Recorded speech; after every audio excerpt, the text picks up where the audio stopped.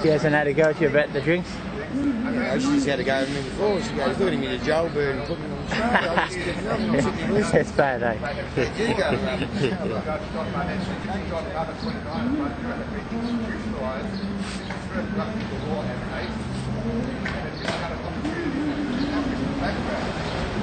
According to the judge, he said that rehabilitation programs were of little value to others because they lacked the depth of understanding about his background and his culture.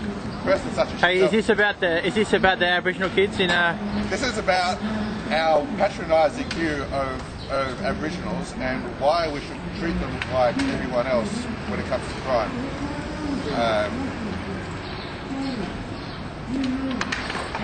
Basically, with our Labor government in view, there's a small portion of the Labor government that is fixated with a left-wing liberalism, law and order viewpoint, and heaven forbid we confront a racial group on crime, because then it smacks of political incorrectness, it smacks of racism, it's homophobic, you know. So people get free rides based on race, sexuality choice, and I think, and I'm putting forward to the educated people here, that we should put a more proactive viewpoint across that Aboriginals should be treated the same as everyone else. After all, 1788 was a long time ago.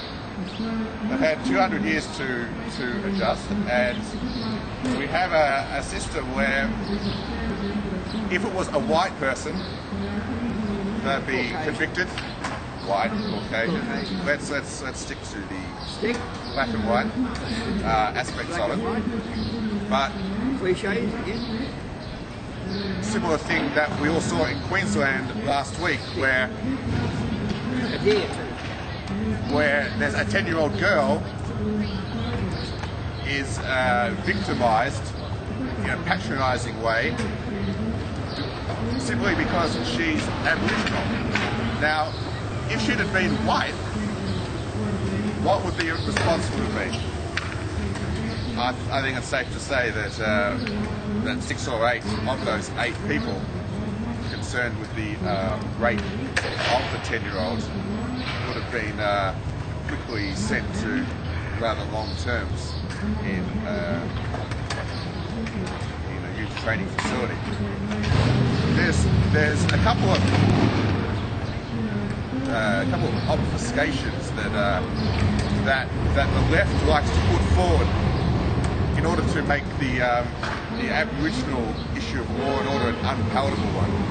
First of all is this issue of Aboriginal suicide in captivity, so to speak.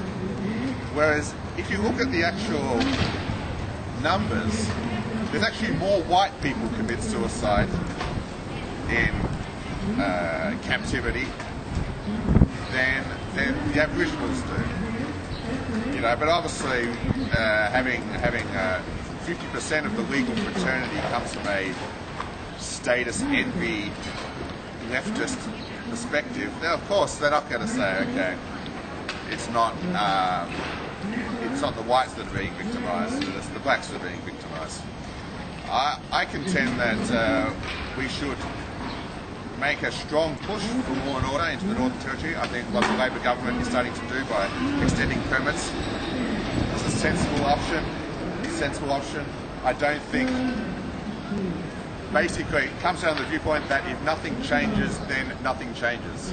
I have a whole group of people that are able to run roughshod over the laws simply because of the excuse of their skin colour, and I think that's a tragedy that even now we're treating them differently. We're treating them differently to everyone else, and we're continuing the cycle of of isolation. We're continuing the cycle of keeping them as an object worthy of our pity, status, envy or otherwise. Now, I've probably got a couple minutes left.